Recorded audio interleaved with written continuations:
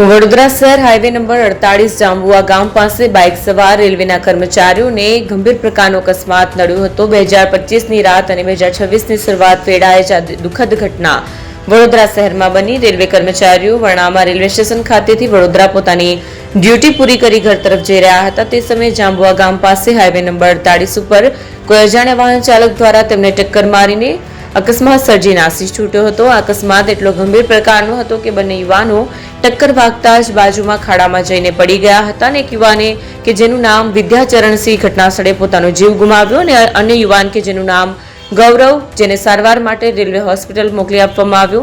ઘટનાની જાણ થતાં જ ઘટનાસ્થળે મકરપુરા પોલીસ સ્ટેશન આવી પહોંચ્યો હતો અને આગળની તપાસ હાથ ધરી હતી।